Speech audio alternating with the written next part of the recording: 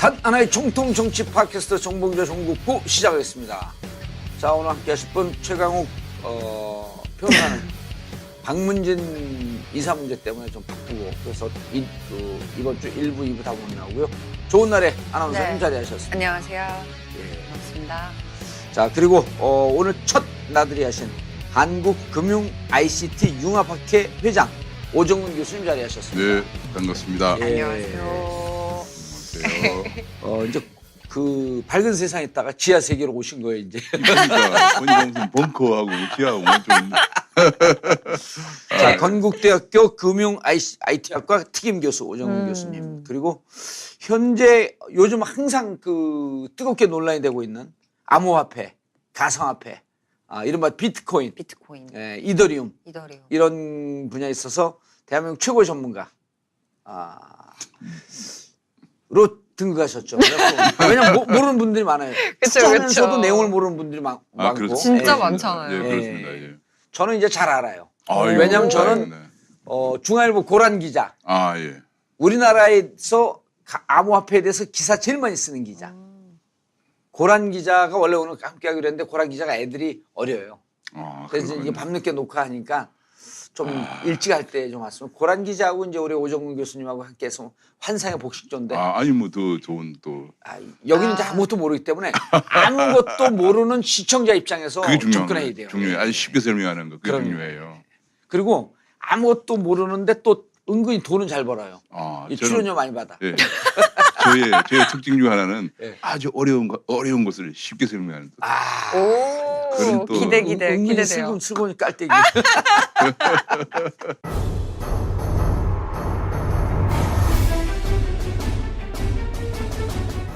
자, 교수님, 이게 오늘 이제 돈에 관한 방송을 하는데 네. 이게 이제 우리가 뭐 투자해라 하면서 이제 투기부문을 조성하는 건 아니고 정확한 정보를 주고 투자자들이 판단은 제대로. 네, 그렇죠. 예, 그러나 여기서 피해갈 수 없는 게 있어요. 우리 물건은 쇼핑몰 물건은 무조건 사야 됩니다. 그래서 오늘 신규 입점한 어프로치 플래너 다이어리 네. 설명해 주시죠.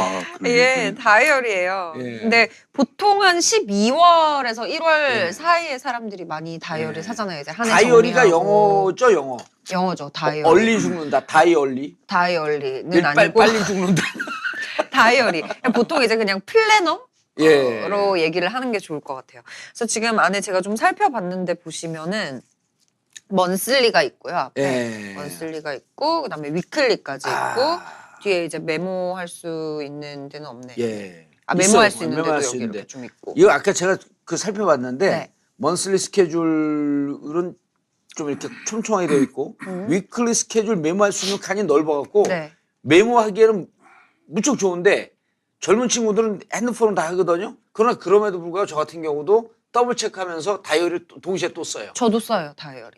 네. 그리고 다이어리를 꼼꼼하게 기재해 놓으면 마치 엄청난 계획적인 사람인 것처럼 스스로 자부심이 생겨.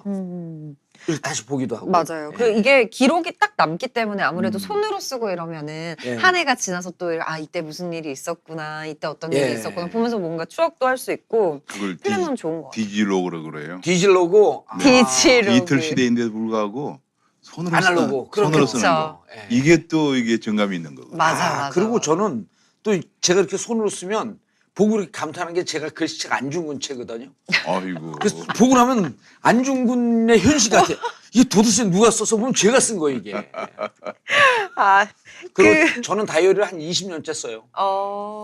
꼬박꼬박 쓰시는 계속 거죠. 써요. 그러면 그 사실 때 가장 눈여겨 보시는 게 뭐예요? 어떤 플래너? 그러니까 저는 많이 와요. 온 거 중에서 이제 좋은 거, 선물로 온 거 중에서 은행에서도 오고 국회에서도 오고. 근데 아까 이걸 보니까 이게 제일 시원하게 메모가 돼 있더라고. 그 이걸 쓰기로 했어요. 저 같은 경우에는 또 이거 종이 두께 같은 것도 좀 열심히 보는 편인데 이게 왜냐면 앞뒷장으로 돼 있기 때문에 뒷장에 뭐를 이렇게 진하게 눌렀으면은 이게 보기가 안 좋거든요, 서로. 근데 이건 종이 두께도 좀 두꺼워요. 그래서 그런 점도 좋은 것 같고. 애기예요? 눌러쓰게? 춤을 찾고 쓰지. 제가 되게 힘줘서 쓰는 편이어서 네. 글씨를. 그렇습니다. 그래서 이걸 사시면은 또 이 둘 중에 하나를 주신대요. 이거는 이제 북마크고 여기 이렇게 달아서 쓰는 거. 이건 달아갖고 칸을 분리할 수 있는 천이고. 네. 요거는 요거는 인덱스, 레더 인덱스 스티커. 가죽 네, 가죽 느낌으로 만든 것 같아요. 오호. 네. 교수님 오늘 오신 김에 네. 하나 사가시죠. 뭐 그렇게 얘기했네요. 아 이거 뭐 아니 하나 선물로 드릴게요. 아 이거 뭐 예. 안 산다할 수도 없고 공개적으로 이게 그리고 그래서 우리가 이게 요즘 제일 뜨거운 비트코인 정도는 아니지만 가장 뜨거운 쇼핑몰 와이드9.net에서 최저가.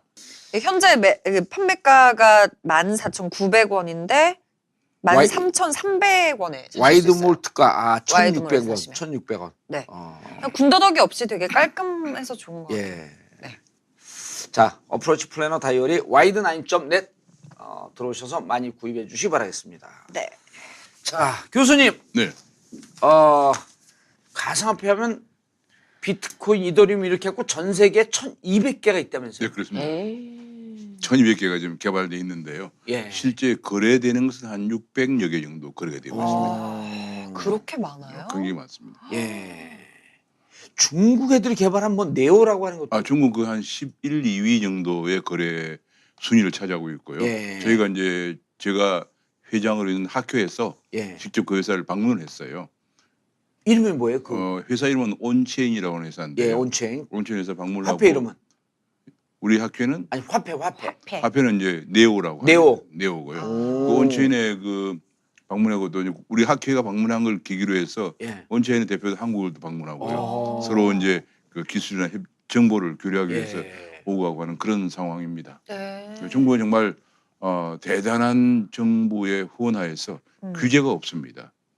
근데 규제- 얼마 전에 그거는 이제 중국이 최근에 이것을 이용해서 중국이 굉장히 거래가 중국은 어느 정도 가면은 그런 가상화폐지만 암호화폐라고 하죠. 예. 네. 암호화폐를 개발하는 걸 중국 정부에서 적극적으로 아무런 규제 없이 지원해야 할 뿐만 아니라 개발을.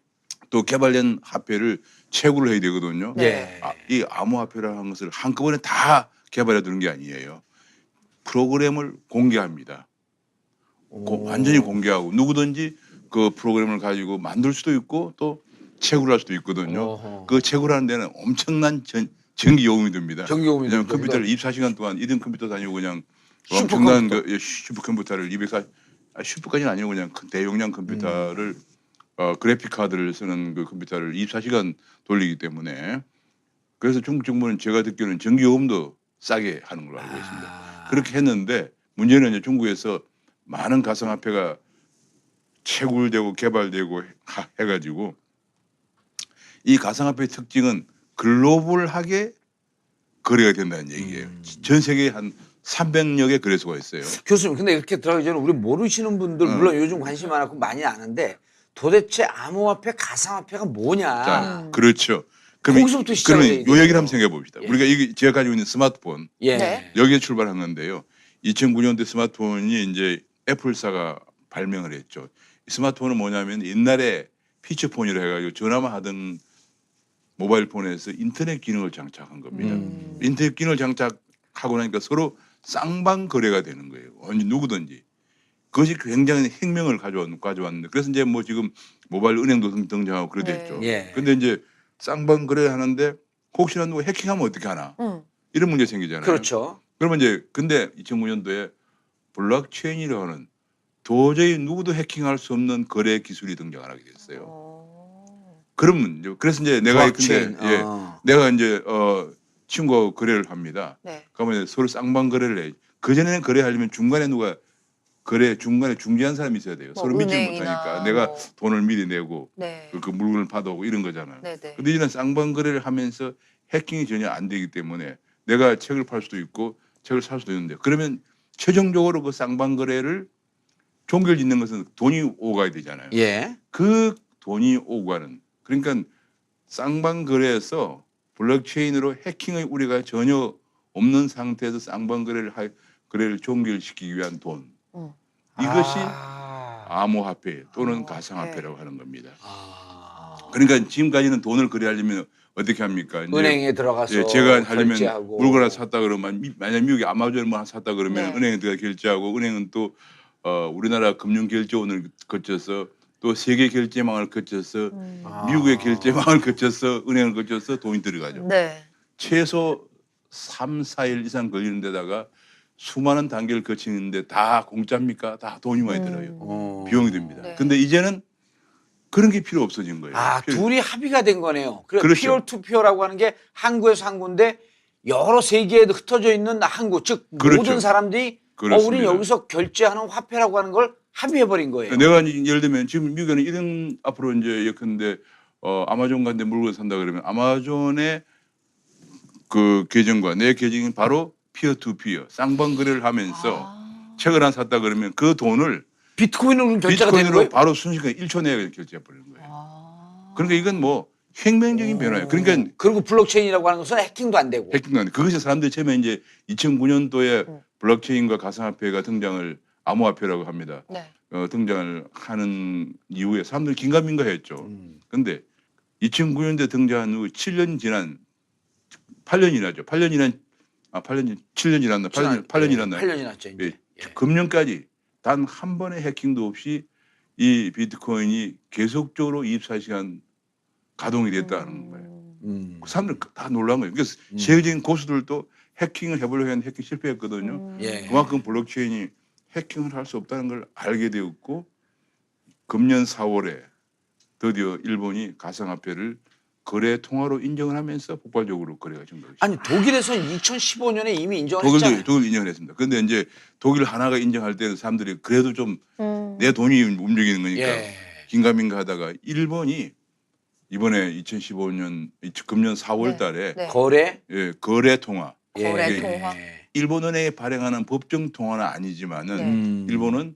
일본 정부에서 일본에서 거래하는 통화로 인정을 한다고 발표를 거래 통화 수단으로 인정한다. 그렇습니다. 아. 그런데 사실상 돈을 가지고 거래한다 그러면 그 돈에 가치 저장이 돼 있다는 얘기고요. 그리고 교환의 척도 돈은 세 가지 기능이거든요. 가치 척도, 교환의 가치 저장, 교환의 척도, 가치 저장. 그다음에 거래 수단인데 이 세 가지가 사실은 돼 있다는 걸 같이 인정. 다시요. 첫 번째가 첫 번째가 이제 돈은 가치가 저장돼 있어요. 가치가 저장이 가치 되어 저장. 있어요. 두 번째로는 이제 교환의 척도가 돼야죠. 교환의 촉도. 빠그나 살려면 내가 이거 얼마다. 그다음에 세 번째가 거래 수단이 돼야죠. 거래 수단. 일본은 사실은 거래 수단으로 인정을 했습니다. 했는데 거래 수단으로 인정했다고 하는 것은 사실은 아까 얘기한 통화의 세 가지 기능을 인정했다는 것과 마찬가지가 되면서 전 세계 많은 사람들이 야 이제서 8년 동안 해킹도 당하지 않고 지금까지 해킹은 거래소가 해킹을 당한 거예요. 당하지 않고 거의 완벽한 통화라는 게 증명이 되고 드디어 일본 정부가 일본 참 꼼꼼하거든요. 네. 정부가 거래 통화를 인정하게 되면서 금년 4월부터 폭발적인 거래가 증가하게 됩니다. 그래서 그런 거구나. 좀 비트코인 이야기는 들은 지 한참 된 것 같은데 그렇습니다. 갑자기 올해 들어서 사람들이 그러니까 올해 비트코인 가격이 많이 비트코인 사람들이 하더라고요. 세상 왜 그렇게 살아? 아니 그러니까- 들었을 때 이게 뭔가 하고 나도 투자할까 고민을 해봐야지. 아니 이거 투자할까까지는 솔직히 고민도 못 그러니까 하는데 이제 금년에 시도하는 가격이 거 많이 없으니까. 오른 이유는 간단해요. 앞으로 이런 기회는 다시 안 옵니다. 이제. 왜냐하면 2009년도에 개발한 이후 지금까지 2013년에 키프로스 사태 때 한번 거래된 거 외에는 거래가 없었거든요. 2013년에 키프로스라는 데가 외환위기가 났어요. 외환위기가 나니까 키프로스 돈이 쓸모가 없게 되고요. 왜냐하면 은행이 우리처럼 옛날에 그 1997년처럼 은행이 문을 닫게 돼 있잖아요. 네. 내가 예금한 돈을 찾지를 못했어요. 그러니까 많은 사람들 돈 있는 사람들이 아 이거 말이야 돈을 어떻게 해야 되나. 아 키프로스 법정화폐 갖고 있어봤자 소용이 없다. 그래서 산 것이 비트코인을 사기 시작했어요. 키프로스 사람들이요. 사람들이. 그래서 그때 이제 거래가 좀 있었고 그 후에 또 잠잠 거래가 없었어요. 없다가 그러니까 뭐 거래가 없으니까 가격은 거의 그냥 뭐 그냥 가격이 형성이 안 돼서 뭐 1비트코인이나 $100 정도밖에 안 됐죠. 예. 금년 초만 하더라도. 그러다가 일본이 거래 통화를 인정을 하면서 거래가 폭발적으로 늘어나면서 드디어 비트코인이 실제적으로 가격이 얼마나 될까? 그거는 이제 시장의 수요 공급에 결정되잖아요. 예. 그렇죠.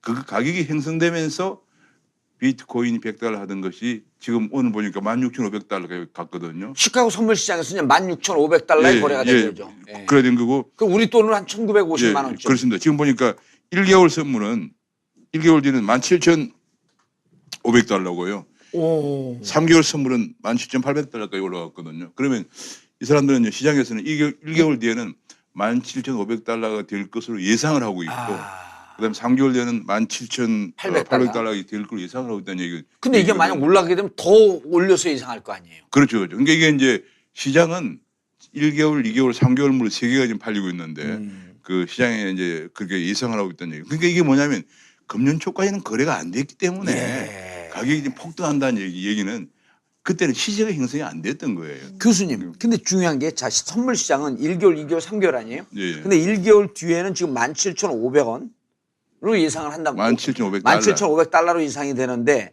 이렇게 선물 거래에 뛰어든 사람들이 17,500달러보다도 더 높은 가격에 거래가 될 때 자기가 수익이 생기는 거 아니에요. 그렇죠. 그러니까 실질적으로 이 사람들이 아무리 못 가도 17,500달러는 갈 것이다 갈 예상하는 것이다. 거고. 그러니까 이게 뭐냐면 그보다 더 적다고 예상한 사람도 있고 서로 수요 공급을 맞추면서 균형점을 찾은 것이 17,500달러 인데 17,500달러예요. 사실은 조금 더 올라가야지 이 올라갈 수익이 수도 있고 생기. 내려갈 수 있는 건데 떨어지면 손해 보는 거고. 예, 그렇습니다. 올라가면 수익을 보는 그러니까 거고. 그런 서로 사고 파는 사람들 세력들이 수요 공급의 균형을 맞춘 거거든. 그래서 이제 지금까지는 이제 이런 것이 없다 보니까 이게 얼마 될지 모르고 막 예. 그냥 들었는데 지금 이제는 선물 시장이 생겼기 때문에 가격이 벌써 이제 1개월 뒤에 가격이 하나 가이드라인이 생긴 거잖아요. 높낮이는 있지만 안정적으로 쭉 하는데 쭉 갈 전체적으로 상승 그래서 국면을 그려갈 한 것이다. 가지 불행한 것은 예.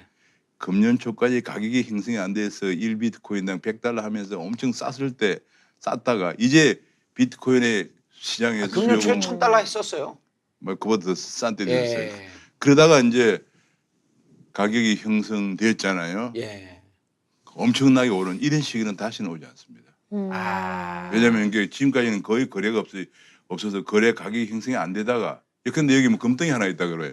금덩이 아무도 안 사고 있어서 근데 그냥 교수님 이제 또 이 문제가 있잖아요. 지금 이게 이른바 이제 채굴이라 그래갖고 블록체인을 그 아주 복잡한 연산식을 만들어놔요. 네. 그 컴퓨터를 돌려갖고 슈퍼컴까지는 아니어도 아주 대용량 컴퓨터를 돌려갖고 그 연산식을 풀면 한 비트코인을 채굴하는 건데 이 사토시인가요? 사토시 나카모토. 나카모토 사토시? 사토시? 네. 네. 이 사람이 이걸 만들면서 그 사토시라고 하는 사람이 가상인물이에요. 네. 그 한 사람이 있는지 나카모토 사토시라고 팀인지. 하는 한 팀이 있는지 아무도 모르는 거예요. 근데 이거를 2009년도에 가상화폐를 만들 때 이미 2,100만 개를 넘기지 않는다. 그러면서 금이라고 표현을 했거든요. 2,100만 개. 네. 근데 지금 1,650만 개. 예, 그렇습니다. 채굴이 됐다는 거죠. 나머지는 그럼 얼마 남았냐면 한 한 450만 500개 개. 정도. 그러니까 이제 현재 혹시 카메라 볼지 모르겠는데 지금 말씀하신 대로 이 사토시 나카모토가 제가 보기에는 아마도 이 정도의 머리로 대단한 정교한 프로그래밍을 한 사람이라면 혼자서는 불가능했을 거고 예. 아마 연구팀이라고 할 가능성이 있어요. 네. 일본 예. 팀일까요? 그건 누구도 모르는데 굉장히 논문을 보면 영어를 잘 썼어요. 예. 그래서 일본 사람이 아닐 가능성이 더 크다. 그렇죠. 논문의 제목이 appear to peer 뭐였었는데? 트랜잭션, 예, appear to peer transaction. 예, 트랜잭션, 일렉트로닉 캐시 시스템이거든요. 아, 일렉트로닉 캐시. 일렉트로닉 그러니까 이제 전자 가상. 아까 얘기했지만 쌍방 거래를 하는데 네. 이제 중앙은행이나 중앙의 결제 시스템이 필요 없이 바로 전자 결제 시스템이다. 그걸 하는데 굉장히 정교하게 설계되어 있는 거기 때문에 이런 식으로. 근데 이 사람이 생각이 이겁니다. 지금 중앙은행이 왜 실패했느냐? 돈을 무제한 찍어냈기 때문에 그렇다. 이것이 2009년도에 나온 이유가 있습니다. 2008년도 미국발 금융위기가 발생해가지고 양적 완화로 돈을 엄청 풀었잖아요. 찍어내고 지금 이 돈이 미국으로 다시 이번부터는 그 돈을 회수하게 되니까 다시 아시아적으로 그 돈에 찍어낸 돈의 절반이 아시아적으로 왔단 말이에요. 그 돈이 나가면서 또 아시아 위기가 지금 올 가능성이 있습니다. 굉장히 컸습니다. 그것이 이제 처음이 아니고 97년도에도 그전에 돈을 많이 찍어냈다가 회수하면서 위기가 왔고요. 2008년 아시아 위기도 2004, 5년부터 5년까지 돈을 엄청 풀었던 미국의 돈을 회수하면서 아시아적 위기가 왔거든요. 이런 일이 반복된단 말이에요. 그러니까 이제 이 사토시 나카모토 생각은 이런 일이 더 이상 있으면 안 되겠다 해가지고 절대로 미국의 기축통화 찍어내는 날에서 마음대로 휘젓고 다니면서 전 세계 위기를 초래하는 일이 있으면 안 되겠다 해서 나온 게 뭐냐. 돈을 무작정 찍어내면 안 된다 이거는. 그래서 자기가 만든 프로그램은 돈이 이런 식으로 가도록 돼. 처음에 이제 돈이 너무 없으면 경기가 안 돌아가니까 네. 그림 하나 그리면 이 그림이 안 이거를 나와. 그러세요. 그 이상 좀 이제- 나오는 볼펜 좀 갖고 다니세요. 이런 식으로. 그러니까 이게 돈이 이렇게 이게 처음엔 급속하게 찍어내고 왜냐면 일정 처음엔 시점 예. 고점이 지나면 점점 예, 줄었고 줄어들게. 멈춰버리는. 왜냐면 이게 처음에는 돈이 없으면 경기가 안 돌아가니까. 경기가 어느 정도 돌아간 다음에 절대로 예. 인플레이션이 안 되도록. 우리가 방송에서 본 그래프 중에 가장 추상적이고 네. 아주 멋진 그림을 그리셨어요. 근데 지금 왜 가격이 올라가느냐? 처음에 거래가 안 될 때는 수요가 여기 있었잖아요. 예. 여기서 거래가 안 되면 가격이 쌌어요. 근데 이제 금년서부터 거래가 폭발적으로 늘어나면서 수요가 가격이 이쯤 형성되는 거예요. 어허. 예. 거기 그 사람들이 막 가격이 너무 올랐다 막 난리예요. 근데 이제 이게 점점 일이 됐기 때문에 수요가 증가해도 이제 큰 폭 많이 증가는 오르진 좀 증가는 하겠지만 큰 폭 증가 안 될 거다. 제가 그 얘기 증가는 할 겁니다. 그런데 네. 금년 같은 이제 돈 버는 시절은 다 거의 끝났다 이렇게 이제 보면 될 것 같아요. 네. 그래서 이 사람이 굉장히 그러니까 인플레이션 절대 오지 않고 더 중요한 것은 어느 한 나라 특히 미국 같은 한 나라 중앙은행이 돈을 마음대로 찍었다 회수했다 하면서 세계 경제 세계 위기가 오는 경- 것을 더 이상 아. 용납하지 않겠다는 철학이 깔려 있어요. 그럼 화폐에 일종의 혁명이 일어난 거네. 혁명이 일어난 거예요. 이걸 저는 그래서 아까도 얘기했지만 삼일체인데요. 이 애플사가 발명한 스마트폰 네. 이걸로 전 세계 모든 사람이 시공을 초월해서 쌍방 거래가 가능하게 했고요. 그다음에 사토시 나카모토가 개발한 두 가지 블록체인과 이 암호화폐 예. 이 세 가지는 삼위일체예요. 쌍방 거래를 하기 위해 하고 또 해킹이 안 당하게끔 블록체인을 개발하고 그리고 물건을 사고 팔면 돈이 최종적으로 왔다 갔다 해야 되거든요. 최종적으로 돈이 돈의 왔다- 거래를 종결할 수 있는 절대 어느 나라 중앙은행에 발행한 돈을 안 쓰고 블록체인에서 오갈 수 있는 돈을 만들어낸 거 이것이 암호화폐 또는 가상화폐거든요. 예. 그러니까 제가 이 세 가지는 21세기 인류 문명을 새로운 장을 열어갈 저는 문명사적 혁명이다라고 생각하고 있습니다. 이걸 이해를 못하면은 계속 규제 뭐 이런 얘기가 나오는 거예요. 그 중요한 점은 일본하고 중국이 왜 이렇게 열을 내고 있나 그걸 이해하면 될 것 같아요. 1997년 아시아의 위기가 왔을 때 일본은 아시아 지역에서 엔화를 통용시키려고 했습니다. 어허. AMF라는 걸 만들어 가지고 IMF는 미국 엑스하고 우리는 이제 아시아 지역은 아시아 통화 기금을 기금. 만들자 해가지고 아시아 모니터리 펀드 뭐 이런 걸 만들려고 그렇죠. 그랬었네. 일본이 1,000억 달러를 내놓겠다 했는데 미국이 반대해서 못. 왜냐하면 아시아 지역의 다른 통화가 통용되면 미국의 달러 위상이 약화되잖아요. 그렇죠. 2008 그러다 실패했어요. 미국의 반대로. 2008년 위기가 왔습니다. 그럴 때 중국이 위안화를 또 기축통화로 쓰려고 그렇죠. 기축통화로 등록을 했는데 결국 실패한 거 아니에요? 위안화를 국제화시키려고 하는 것은 아시아 지역에서 위안화를 통용시키려고 하는 전략이었거든요. 그런데 네. 결국은 성공하지 못했습니다. 아직 중국의 국내에 그만큼 안 되고 있는 거거든요. 그리고 중국과 일본 생각은 뭐냐?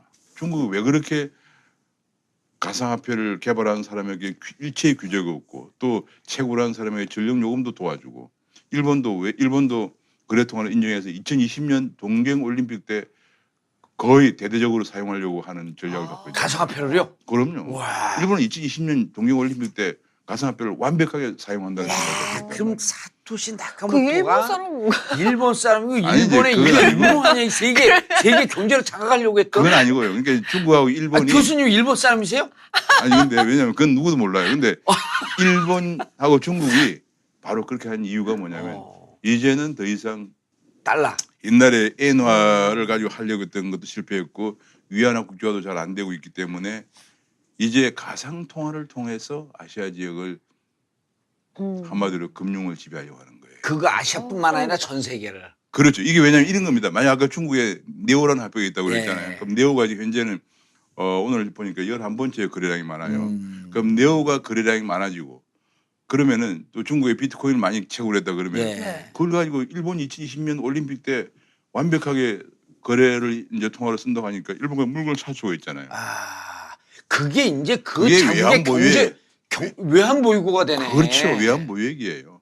그런데 제가 그래서 답답한 게 뭐냐면 우리나라는 그런 본질을 이해하고 하지 못하고 예. 또 중국과 일본의 그 엄청난 그야말로 참 국가 경제 전략이네요. 그렇죠. 그게. 경제 전략 이해하지 못하고 지금 가격이 좀 오른다고 해서 막 성급하게 규제부터 한다 뭐 이런 식으로 나온다고. 왜 그러니까 그러지? 이게 제가 너무너무 마음이 아프고 답답한 거예요. 어. 일본과 중국은 왜 이렇게 그리고 최근에 중국은 규제했잖아요. 규제했었죠. 아 그래 그거 그 가지고 얘기를 많이 네. 하는데 거래소에 뭘 규제한 거예요, 중국은? 중국은 이제 거래를 못하게 했죠. 그런데 그 이유가 뭐냐면 중국이 최근에 중국 정부 당국에서 분석해 보니까 중국 사람들이 비트코인을 바꿔가지고 많이 가지고 나간다는 거예요.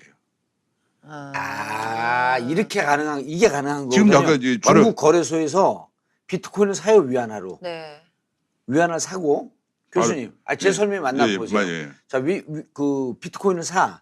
그럼 거기에 내 주머니가 형성이 되거든요. 그렇죠. 근데 요 주머니에다가 이건 중국에 있는 거래소예요. 근데 미국에 있는 거래소에다가 또 중국 사람들이 국가 간 장벽이 없으니까 거기에 미국 거래소에 등록을 해요. 그럼 주머니가 또 생기거든요. 이쪽 중국에 있는 주머니에서 보따리예요, 주머니예요. 주머니에서 미국에 있는 지갑이라고 그래. 지갑. 중국에 있는 지갑에서 미국에 있는 지갑으로 보낼 수가 있어요. 네. 거래소별로 자연스럽게 그 비밀번호가 찍으면 이게 그러니까 이제 지갑으로 넘어가니까 그런 다음에 여기서 내가 예를 들었고 우리 돈으로 한 100억 달러, 100억 원 정도 넣어놨다가 그 지갑 비트코인을 미국으로 보낸다면 미국 가서 달러 찾을 수가 있는 거예요. 그렇죠. 그러면은 그러니까 이게 무슨 환거래 비용도 안 내고 자연스럽게 자기네 국부를 예. 미국으로 빼돌릴 수 있는. 지금 여기 이제 제가 가지고 있는 비트코인 계정인데요. 네. 여기에 전송이라고 되어 있습니다. 네. 그러면 제가 여기 지금 뭐 저는 이게 학생들 가르치는 용이기 때문에 많지는 않아요. 저는 돈 버는 데 관심이 없어가지고. 예. 사실은 관심 있으시죠? 이 교수는 원래 돈에 관심이 없어. 겉으로는 그렇죠. 속으로 관심 있으시죠? 없어. 그 얘기 너무 진솔하게 얘기하기 좀 그렇고. 네. 488달러 갖고 있는데 이걸 어. 갖다가 미국에 있는데 친구한테 보내려면은 이 순간 친구가 아까 얘기한 친구가 만드는 계정을 만들어 놓고 예. 있으면은 바로 전송 가능. 1초도 안 걸려요. 그러니까 지금 뭐냐면 중국 정부 생각은 중국이 사실상 지금 드러내놓고 얘기는 안 하지만 중국이 굉장히 걱정하는 것이 미국이 금리를 올리고 돈을 바로 드리려고 한다. 환수하게 하면은 미국 중국에 있는 돈이 빠져나가. 중국이 외채가요 1조 4천억 달러나 되는 나라예요. 중국이 어마어마한 외채가 많습니다. 외환보유액이 많다고 하지만 그중에 절반은 미국에서 빌려온 돈들이거든요. 이게 빠져나가면 중국이 외환 위기 가능성도 오. 조심스럽게 걱정을 해야 하는 상황까지 가 있기 때문에 네. 중국에 돈이 많이 빠져나가면 안 되는 거예요. 근데 이 비트코인은 중국 정부에서 컨트롤이 안 되는 거예요. 막 나가는 거예요. 그래서 거래를 금지시켜버리는 거예요. 근데 우리나라도 그게 가능하냐? 중국은 사회주의 국가 아니에요. 사회주의 국가잖아요. 그리고 자본 통제를 하고 있는 국가예요. 인터넷도 그- 통제하고. 인터넷 통제하고. 그래서 가능한데 우리는 OECD 회원국이기 때문에 OECD 회원국은 자본 거래가 자유화돼야 돼요. 근데 우리나라 사람들은 얼마든지 가져 나갈 수가 있어요. 우리나라는 만약 그걸 통제하기 위해서 자본 통제를 하면 그건 OECD 회원국에 탈퇴를 할 수밖에 없는 상황에 직면할 가능성도 있습니다. 굉장히 어렵기 때문에 우리나라는 거의 통제를 안 하다 보니까 중국은 그것 때문에 사실은 금지시킨 거예요. 중국의 돈들이 너무 많이 빠져나가니까. 근데 우리는 뭐 굳이 빠져나갈 이유가 없잖아요. 이제 뭐 빠져나갈 이유가 여러 가지 있을 수가 있죠. 뭐 우리나라 사람들도 뭐 해외에다가 뭐 집 사놓고. 미국에 집을 사고 싶다든지 뭐 이럴 수도 있고 뭐 여러 가지 방법이 있는데 맞아. 그리고 이제 앞으로 달러 가치가 올라갈 거거든요. 미국 금리를 올리면은 뭐 네. 그런 달러 환차익도 생각하고 여러 가지 생각할 수 있는데 이 포인트는 지금 만약에 과거의 방식으로 미국에 돈을 보내서 달러를 살려 그러면 아까 말씀드린 것처럼 복잡한 단계를 많이 거쳐야 되고 또 수수료를 많이 내야 되는데 이제는 거의 수수료가 없이 1초 이내에 송금이 가능하다. 네. 그렇기 때문에 이게 폭발적으로 이게 이제 사용이 증가하면서 갈 가능성이 그럼 있고 폭발적인 그래서 이제 제 질문인데 자 2,100만 개만 만들겠다고 사토시 나카모토가 얘기를 했잖아요. 나카모토가 옛날에 축구 선수였었는데 이 사람 그만두고 예.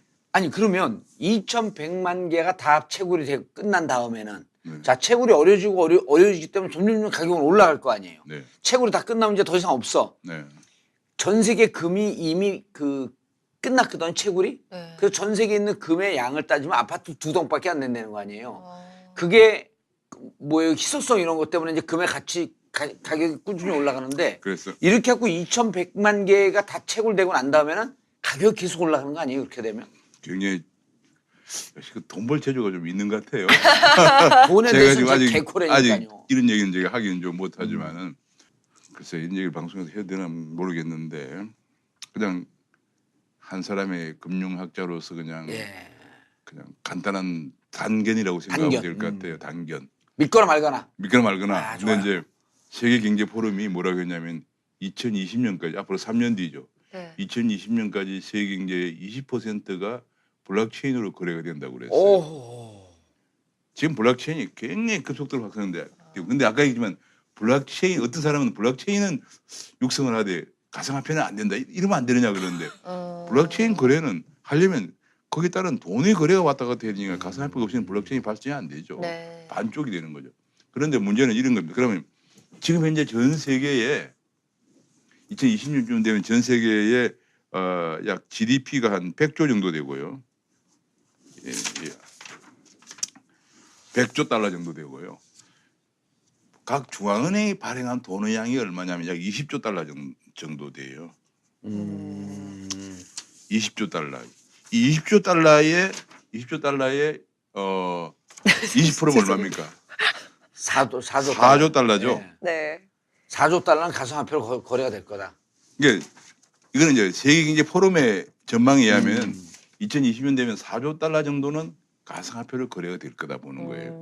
그럼 4조 달러 중에서 블록체인으로 거래된다. 근데 블록체인이라고 해서 다 가상화폐로 거래되는 건 또 아니에요. 아, 그래요? 예, 그러면 예컨대 우리가 한 3분의 2 정도만 가상화폐로 거래된다 그러면 약 3조 달러가 가상화폐로 거래될 거잖아요. 근데 비트코인의 오늘 전체 시가총액이 약 현재 그 가상화폐 시가총액이 약 4,500억 달러예요. 비트코인이 한 3천억 달러 차지하거든요. 예. 그러면 이 4천억 가상화폐 전체가 4,500억 달러인데 이것이 2020년까지 3조 그러니까 돈의 양은 제한됐으니까 3조 달러의 그 경제량을 거래시키려면은 4,500억 지금 시가총액이 4,500억 달러가 10배는 올라간다는 거네. 10배는 아니죠. 3천억 달러니까요. 3천억 달러. 4,500억 달러라니까. 4,500 달러 중에 비트코인 지금 3천 달러니까. 아니, 비트코인 보면 그런데 예. 전체가 또 가상화폐가 예. 있으니까 이 중에서 그러면 이제 제가 보기에는 한 7배, 8배 올라가요. 아니 요게 이제 또 한 가지는 가상화폐도 또 채굴 되니까 예. 채굴인데 공급량 이런 거 생각하면은 점점 정확하게 몇 배다 하는 것 자체는 무리고요.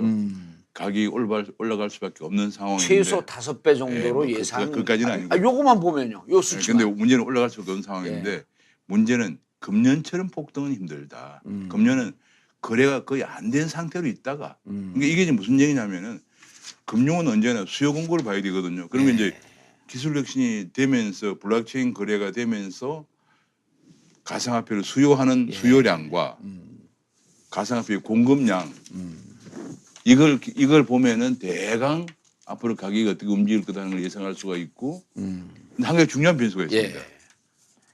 미국이 2, 3년 지나면 점점 달러의 위상이 약화된다 그러면은 미국이 가만 안 있겠죠. 미국이 가만히 있겠네. 이게 중요한 변수입니다. 잠깐 일단 그쪽으로 넘어가기 전에 요 교수님께서 아까 말씀하신 거를 조금 정리를 정확하게 하면 이렇게 정확하게 갈 거 없어요. 정확하게 하면 아니 어바웃으로 해도요. 아니 이게 한 100, 제가 늘 얘기하는데 예. 그 알아듣는 사람은 알아듣고요. 그러면 안 돼요. 이거 다시 돌려보다가 사람들 짜증을 내요. 그러니까 이게 100조 전 세계 경제 규모가 100조 달러 근데 되고 그 중요한 거는 예. 세계경제 포럼의 전망이 맞다는 전제하입니다. 맞다는 전제하에서 그 세계 경제 포럼에서 예측하기를 전 세계 경제 규모가 100조 달러. 그다음 각국의 중앙은행이 발행한 화폐의 규모가 20조 달러. 제가 보기에는 우리나라의 경우는 한 10%, 미국은 20%에서 한 10에서 24인데 10조 내지 20조 정도 될 걸로 봐요. 예, 10조 내지 20조 달러 정도 이제 화폐가 발행이 되고. 네. 자, 그래서 이제 어바웃 한 20% 보면 조금씩 틀릴 수 있지만 20조 중에서 이 중에 20% 정도가 가상화폐로 거래가 될 것이다. 그럼 4조 달러거든요. 근데 4조 달러인데 현재 가상화폐의 전체 그 자산 총액이 자산 총 가치가 4,500억 달러예요. 네. 4조 달러에서 4,500억 달러면 한 8분의 1 정도 되거든. 그러면 아주 장밋빛 전망하면 8배 정도 올라갈 가능성이 있고 설사 그렇게 안 된다고 할지라도 일정 정도 거래량을 맞추기 위해서는 조금 더 채굴이 된다고 보더라도 지금보다는 가상화폐의 가치는 올라갈 것이다. 그리고 또 한 가지 중요한 변수가 있는데 잘 정리했죠? 뭐 잘 중요한 건 아니고요. 매일 장시간 녹음, 녹화, 생방송 그리고 술자리 운동할 시간이 부족해요. 그래서 요즘 하루 하나씩 챙겨 먹는 게 있습니다. 하루 약 400kcal의 기초대사량을 증가시켜줍니다. 하루 하나 칼로몬 전티젠 다이어트. 원래 네. 정치하시는 분들은 네. 좀 말이 안 되는 걸 그냥 클리어하게 얘기하는데 경제라는 건 클리어한 게 아닙니다. 이게. 아, 그래서 제가 보기에는 아까도 얘기했지만 세계경제 포럼이 2020년까지 블록체인으로 거래되는 2020년. 양이 20%될 거다는 것이 어떤 과정에서 그런 걸 도출했는지 하는 것도 검토를 해봐야 되고요. 예. 근데 경우에 따라서는 사실은 그보다 빨리 블록체인의 사용량이 많아질 가능성도 있어요. 왜냐면 금의 예. 금의 아니 거래를 그보다 블록체인이 예. 워낙 지금 대단한 폭발적이니까. 파워풀한 아. 무기이기 때문에 지금 왜냐하면 와, 미국에서 R3라고 하는 블록체인 회사가 예. 세계 100대 은행을 회원으로 컨소시엄을 구성해서 블록체인을 사용해서 금융 거래를 하려고 하는 그런 걸 개발하고 있거든요. R3요? 예, R3라고 뉴욕에 있는 핀테크 회사인데 1년에 내는 회비만 6억 각 100대 은행이 6억 원씩 회비를 내고 있는 정도입니다. 굉장한 회사인데요. 그 정도로 지금 블록체인이 그리고 또 한 가지는 스위스에서 지금 모바일 폰 회사가 한국의 삼성폰이 지금 세계 넘버원이지만 정신 바짝 차려야 되는 게 삼성폰 혹시나 듣고 있는지 모르겠는데 스위스에서 지금 어떤 그 프로젝트가 진행 중이냐면은 이 모바일 폰에 블록체인 전자지갑을 내장하는 모바일 폰을 만드는 데요. 아, 예. 그걸 내년에 출시할 거라고. 앱이 아니라 그냥 바로 거기서 그 그렇죠. 전자지갑을 할 수 있는. 예, 전자지갑 야, 내장. 저건 내가 구상했던 건데. 와. 근데 이게 지금 뭐냐면 스위스에 발표를 했습니다. 예. 발표를 했다는 것은 앞으로 그 모바일 폰이 세계를 휩쓸 가능성이 있어요. 왜냐하면 와. 스위스도 네. 올해에 이게 아까 말씀하신 거래 통화 수단으로 스위스도 인정을 했어요. 아, 인정했어요. 예, 스위스도. 그러니까 지금 뭐냐면 그러니까 지갑을 만드는 거예요. 그러니까 이제 스위스 그러니까 그러게 되면 어떻게 되냐 바로 이 모바일 폰이 은행이 되는 거예요. 그러네. 내 돈을 피어투피어니까. 맡겨두었다가 외환위기 와서 돈을 못 찾고 그런 것보다는 내가 갖고 있는 게 낫죠. 가장 안전한 것이. 사람들 다 그럴 전 거예요. 근데 궁금한데 이 핸드폰 잊어먹고 핸드폰 깨지면 어떻게 돼요? 뭐 또 그건 다른 뭐 또 이제 되겠지만. 보관 방법이 있으니까. 아 어딘가 이게 돼 있는 거지 예. 핸드폰 안에 돼 있는 건 예. 아니구나. 진짜 그래서 지갑은 이제 그런 지금 그 세계가 굉장히 빠른 속도로 변하고 있어서 블록체인의 사용 경제 거래에 차지하는 비중이 그보다 빠를 가능성도 있습니다. 그리고 또 한 가지 중요한 것은 교수님 묘하게 말씀하시네. 또한 가능성이 가지- 있다고 또 아니, 확인해서 아니 물으면 또 한 가지 두리뭉실하게 아니 대충. 또 한 가지 중요한 거는 뭐냐면은 블록체인의 거래에 사용될 때는 가상 통화가 예. 계속 개발되고 있잖아요. 근데 제가 보기에는 지금 1,200개 정도 있는데 벌써 600개는 탈락된 거예요. 거래가 안 되잖아요. 그러니까 이건 아까 좀 어느 중앙은행이 돈을 그러네. 찍어내서 그거 쓰는 게 아니고 시장이 결정하는 돈을 쓰는 거예요. 맞아요. 네. 시장이 결정하는 그러니까 거지. 벌써 600개는 탈락된 거예요. 더 개발되고 하겠지만은 아마도 2, 3년 내에 한 200개 안팎으로 정리될 정리가 것이다. 되지 않겠느냐. 그 얘기는 뭐냐면 시장에서 글로벌 경쟁력이 있는 가상화폐만 존속하게 되고요. 그때 존속하고 남은 가상화폐는 국제 통화로서의 가치를 발휘할 거다. 그러면 이제 그것이 이제 양이 얼마나 될까 하는 것도 있기 때문에 예. 비트코인만 있는 게 아니고 네. 지금 왜냐면 비트코인과 외에도 더 좋은 통화들이 계속 나오니까 이더리움 같은 예, 경우도 있고. 이더리움은 대단한 파워풀한 거거든요. 그래서 그런 게 나오니까 그 점점 더 좋은 통화들이 시장을 잠식할 가능성이 있습니다. 예. 그래서 그래서 제가 아까처럼 그 정도는 아니고 가격은 그러나 올라갈 수밖에 없는 상황이에요. 왜냐하면 점점 블록체인의 사용량이 늘어나면서 블록체인을 기반으로 한 늘어나니까 기반으로 거래를 종결하려면 돈이 필요한데 한쪽은 블록체인을 쓰면서 한쪽은 달러를 쓰겠다. 그럼 그거는 반쪽이거든요. 그래서 그게 안 되고 아마도 그래서 그러나 이제 가격은 올라갈 수밖에 없는 상황이 아닌가 생각이 들면서 그러나 중요한 것은 아까 얘기했지만 미국이 이게 굉장히 중요한 건데 1945년도에 영국의 존 메이나드 케인즈와 미국의 화이트라는 재무차관이 서로 엄청난 싸움을 벌였어요. 미국 화이트 재무차관은 미국 달러를 기준통화를 해야 한다 얘기를 했고 영국의 존 메이나드 케인즈는 파운드로 해야 된다. 파운드가 아니고요. 새로운 글로벌 통화를 만들자. 달러가 아닌. 예, 왜냐하면 달러를 쓰면은 미국이 달러를 적게 찍어내면은 세계 경제 안 돌아가고 영향을 받은. 많이 찍으면 너무 또- 많이 찍어내면 달러가 가치가 떨어지고 네. 그거 트리핀의 딜레마라고 그러는데 트리핀 딜레마에 빠진다. 차라리 글로벌 통화를 만들자고 그랬는데 미국의 재무차관이 워낙 완강히 네. 달러를 주장하는 바람에 그 넘어갔거든요. 근데 결과적으로 지금 그 문제가 봉착된 게 지난 2008년 위기에 예, 그 금융위기 문제가 때. 드러난 거예요. 돈이 미국으로 환류돼 가자마자 전 세계 위기가 왔단 말이에요. 아하. 그래서 이번에 새로운 통화가 이제 그러니까 이제는 정치적인 협상이 아니고 기술 혁신으로 인해서 기술 혁신으로 새로운 글로벌 통화가 창출되는데 미국이 그럼 달러 위상이 약화되잖아요. 미국이 자산한 이유는 쉽게 얘기하면 그냥 달러 마음껏 찍어낼 수 100달러 있으니까. 예. 찍어내는데 한 뭐 잘 모르지만 10달러도 안 들어요. 그래서 미국 사람들은 매년 7천억 달러의 적자를 내고도 잘 살고 있단 말이에요. 한 집에 자동차가 보통 한 5대, 6대 있죠.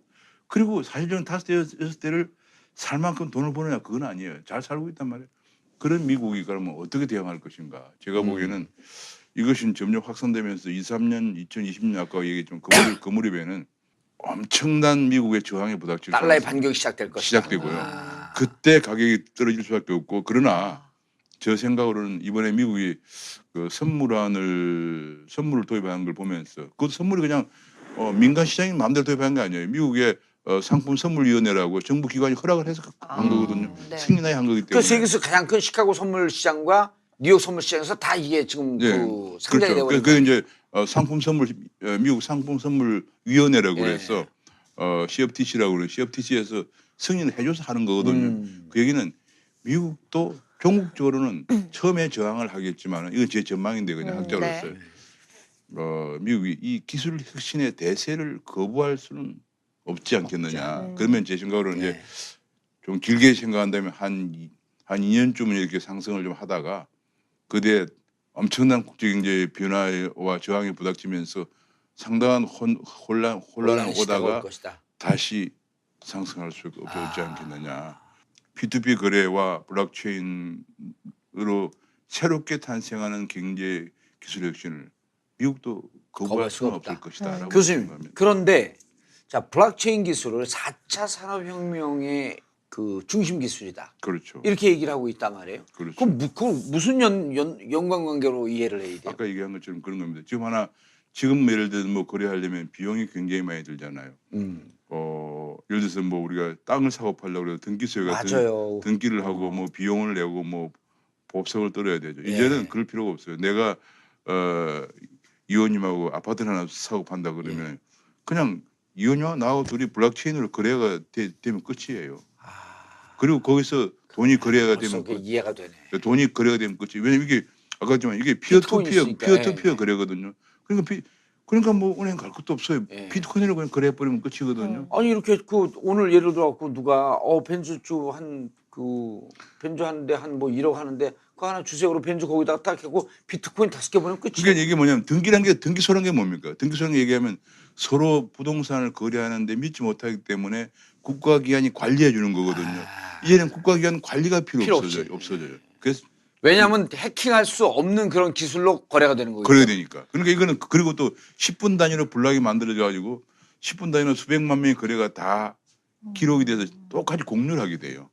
블록체인 기록이 다 남는다는 거죠. 예, 이게. 블록체인 특징이 그거예요. 10분 단위로 블록을 만들어서 그 10분 내에 거래했던 모든 사람이 공유를 하니까 그래서 해킹이 안 되는 거예요. 그 수백만 명을 다 해킹하지 않으면 안 되거든요. 다 나머지 갖고 있으니까 그대로.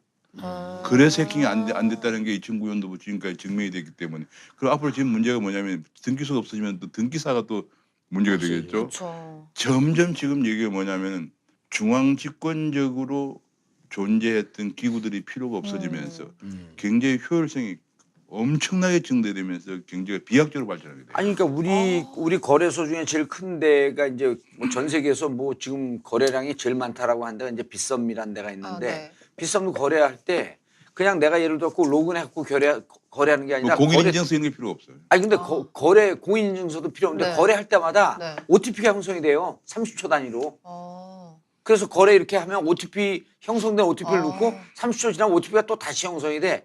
그러니까 그 블록체인 기술 자체도 해킹이 안 되는데 또 거래소도 그렇게 아주 첨단 보안 장치를 해놨더라고. 그래서 이제 일본 같은 경우는 이제 2014년도에 마운트 곡스라고 하는 거래소가 해킹을 당했거든요. 예. 그래서 일본이 한번 그런 걸 당하고 나니까 일본이 깜짝 놀란 거죠. 그래서 일본은 작년에 이제 일본의 그 자금법을 바꾸면서 거래소가 안정성이 중요하다. 그래서 뭘 했냐면은 지금 얘기한 대로 해킹 방지 시설이 돼 있나.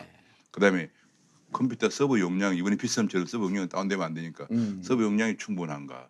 그다음에 또 고객 신원 확인. 이 익명성이 중요하지만 고객 신원인 데서 되도록이면 뭐 자금 세탁이나 범죄자가 이런 데. 들어오면 안 되니까 고객 신원 확인.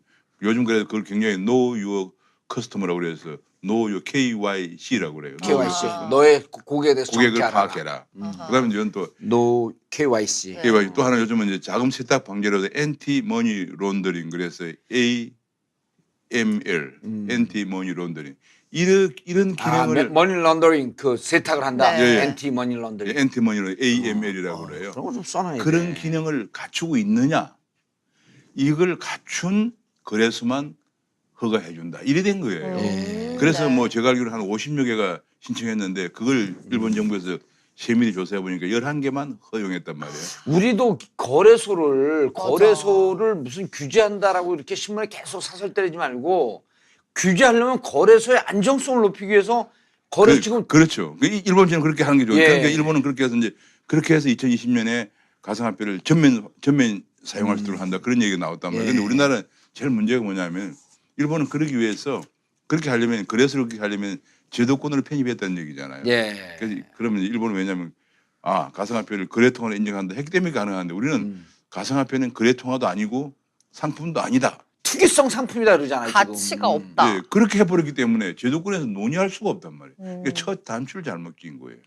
그럼 바로 그러니까 바꿔 끼면 되잖아요. 단추. 지금이라도 빨리 예. 왜냐하면 우리나라 문제가 뭐냐면 우리나라 그래서 이제 거래소를 규제를 하지 않다 보니까 그런 자격 요건을 부여하지 않다 보니까 영세한 거래소에서 아 근데 지금 빗성 같은 경우는 또 영세하지도 않고 지금 우리나라 영세한 게 많다. 많죠. 예, 영세한 데서 하면 사람들이 안 올 거잖아요. 예. 그럼 사기를 쳐요. 우리 회사에서 거래하면은 비트코인을 몇 개 주겠다 뭐. 아이고. 또 누구를 또 야 비트코인 우리 회사 사람 좀 데리고 와. 그럼 비트코인 몇 준다고 개- 가서 보니까 비트박스나 주고 있고. 예, 뭐 몇 개 준다. 그게 다단계죠, 다단계. 예. 그래서 사기가 늘어나고 거기에 그 회사에 거래했다가 피해 보는 사람 생기잖아요. 최근에 예를 들면 또 거래소의 신뢰도를 높이려고 노력을 해야겠구나 일본. 그렇죠. 그 최근에 어떤 가수라 뭐 박모 가수 내 이름 모르겠는데 나는 박정훈요. 가수를 잘 몰라가지고 죄송합니다. 오늘 같은 근데 날. 가수는 보니까 그렇게 해서 비트코인과 뭔가를 해준다 해서 2천억을 모금해서 도망가 버렸다고 그래요. 아니 2,000원. 박정훈이를 앞에 세우고 박정훈 맞죠 오늘 같은 밤. 야, 뭐 그건 뭐 예, 근데 그 박정훈이를 세우고 제이미 교포가 예, 비트코인 채굴기를 판매한 거예요. 예, 뭐 어쨌든 그런 식인. 그래서 2천억 모았는데 비트코인 채굴기를 팔고 네가 누구한테 비트코인 요만한 채굴기가 있어요. 그것도 가짜야 다. 아 진짜. 가짜로 아유. 그걸 뭐냐 뭐 컴퓨터 같은 건데 또 이게 사기도 안 돼요 교수님. 왜냐하면 자 네가 누구한테 또 이 채굴기를 팔면 너한테 얼마의 혜택을 줄게 그러면서 비트코인을 주는 것처럼 쫙 했는데 아무것도 안 가고 돈만 끌어들이면 사기인데 이 돈 낸 사람들한테 이 제도 안 되는 채굴기를 막 줘버린 거야. 엉터리 채굴을 줬구나. 엉터리 채굴기를 준 거예요. 그러니까 이 사기로도 적용이 안 돼. 왜? 채굴기 주긴 줬잖아. 줬거든. 예를 들어 쫙 갖고 아이고. 야, 이 볼펜이 말이에요. 예, 그래서 이제 그래서 예, 이 볼펜이 말이에요. 싹 그 그림을 그려놓고 얼굴에 딱 하게 되면 그림 그린 거하고 똑같이 얼굴이 바뀝니다. 기적의 볼펜이에요.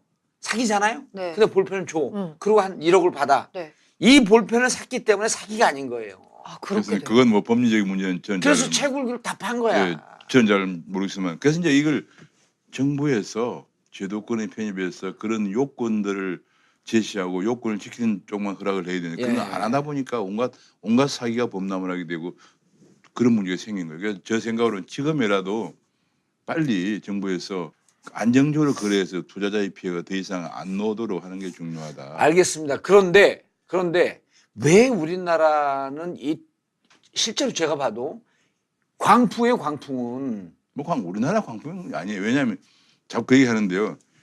실제 다른 나라도 그래요? 지금 전체 세계 거래량의 약 50%는 일본에서 일어나고 있어요. 그리고 우리나라에서 일어나는 게 제일 많다는데 아이, 그건 제가 얘기하지만 너무 통계를 모르고요. 그냥 제일 문제가 우리나라에서는 우리나라 참 보면 문제가 어느 한 군데서 일 보도하잖아. 그러면 검증도 없이 막 줄줄이 씁니다. 근데 정확한 통계를 보면은 매일매일 물론 다르지만은 대체로 일본이 한 50%, 미국이 한 30%, 한국이 한 10%, 12~13%거든요. 그러니까 대체로 일본과 미국이 좌주리하고요. 또 한 전체 한 가지 70~80%가 미국과 일본에서 진행되고 그렇습니다. 있는 거네요. 또 그러면은. 중요한 거는 뭐냐면은 전 세계 한 300여 개 시장에서 거래가 되는데요. 그 300여 개 시장에서 거래소로 따지면 한 100개 된다고 그래요. 거래소가 하나의 거래소가 몇 개 시장을 갖고 있으니까 미국 같으면 코인베이스가 제일 큰데 코인베이스가 미국 내 24개 시장을 갖고 있으니까. 코인베이스라고 해요. 코인베이스. 예, 샌프란시스코에 있는 그 가상화폐 회사인데 세계 제일 큰 데죠.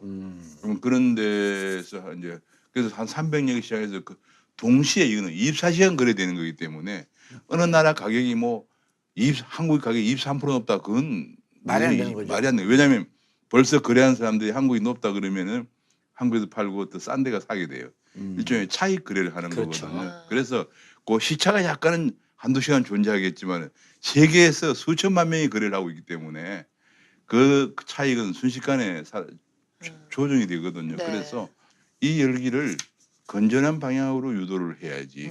아까 얘기했지만 건전한 거래 생태계를 만들고 또 하나 ICO를 금지한다고 9월 1일 발표했거든요. 이건 정말 말이 안 되는 거예요. 뭐요? ICO라고 그래서 아이. ICO라고 이니셜 코인 오퍼링이라고 그랬어요. 아, 네. 코인을 미리 판매하는 건데요.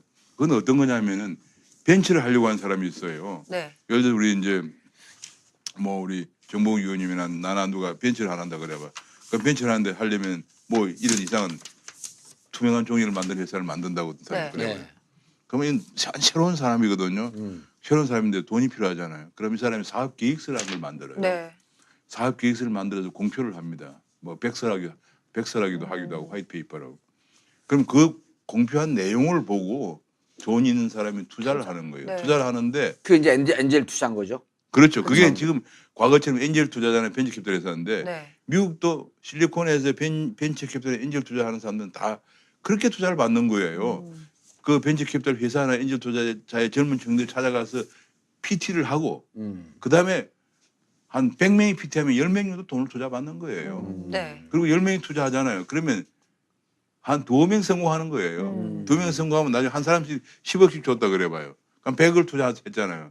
근데 한 2명이 성공해서 구글이나 이런 데 피인 수합병 내면서 400억 달러, 500억 달러를 받아낸단 말이에요.